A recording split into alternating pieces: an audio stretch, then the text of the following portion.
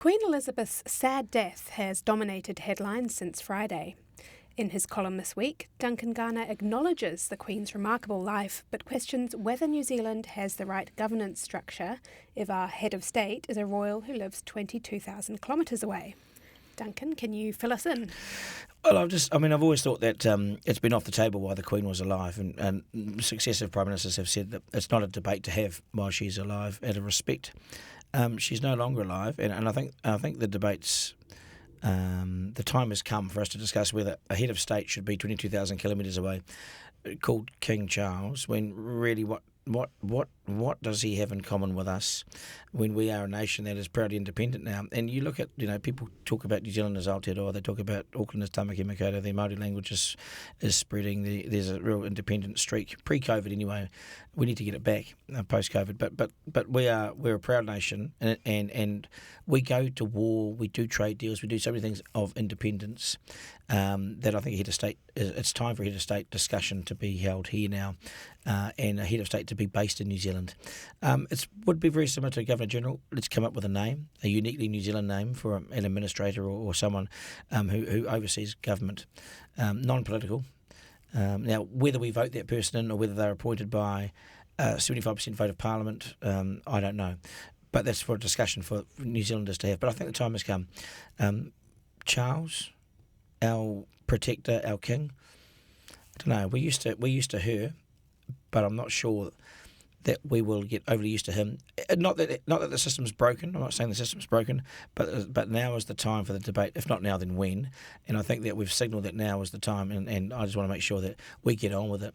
Who's going to have the gonads to start this discussion publicly? I don't think Jacinda Ardern wants the discussion. I think it's in the too hard basket for her. She'll alienate too many people, and I think she's scared of the debate, but I think its time has come. You touch in the column on a changing New Zealand that's become more diverse. How does that change how we see the monarchy? Well, I think that there are many, many peoples here now, and there are many, many gods, and there are many, many beliefs, and there are many, many systems, many, many processes, and we all honour something different. If we were to run a ruler over our public holidays as well, which ones are relevant now, which ones are not relevant? It's such a debate. I think New Zealand is a modern country now. We no longer have that colonial cringe. We're so multicultural. I know we still debate biculturalism, but it's almost irrelevant now. We have to debate the multicultural society that we live in. It's hugely changed to the point that a lot of New Zealanders who come from outside of Auckland come into a place like Auckland, they don't recognise it anymore.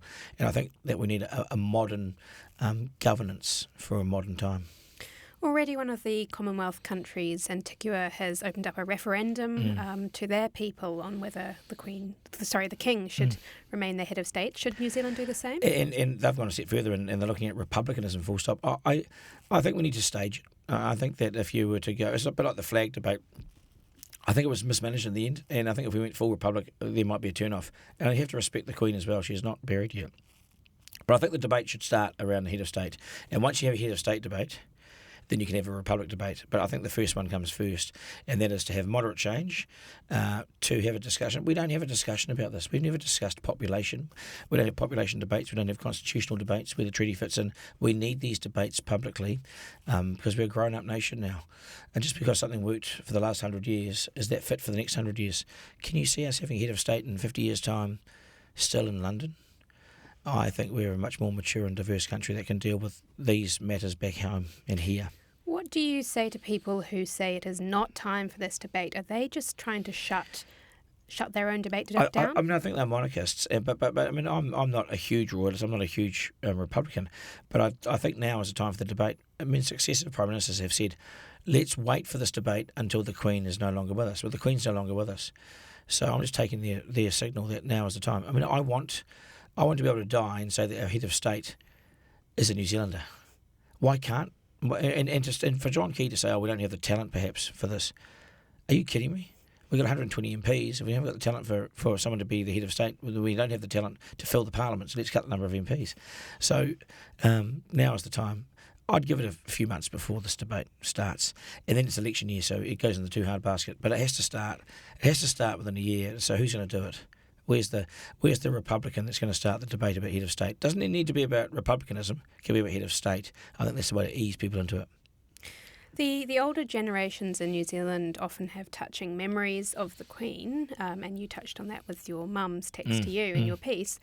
As we age, the younger generations are coming through. Could they in fact develop their own relationships with the younger generations of royals? Well, had William been appointed the king, then maybe. They'd probably see more in common with Kate and William and the kids than they do Charles. Now, nothing wrong. I mean, I don't think King Charles put a foot wrong. It's. I just don't know how he represents us. He's our king, and are we used to that yet? No, but we will get used to it, and I'm sure he'll do a fine job, and I wish him all the best.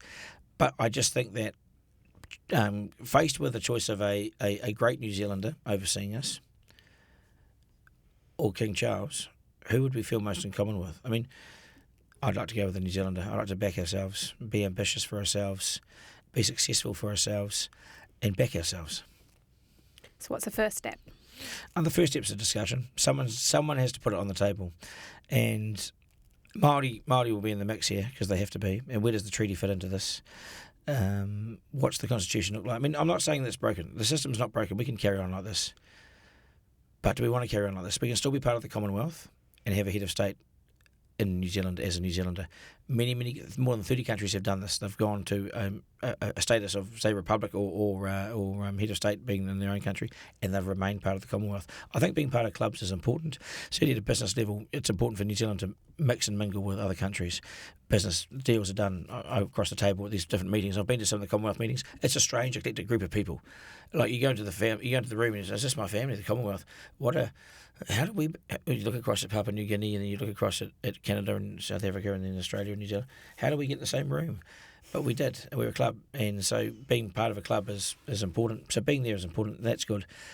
But being a proud New Zealander and having a proud head of state would also be good too. You can do both. You don't have to move away from the Commonwealth. You can manipulate yourself within it. Duncan, thank you very much for your time. You're welcome.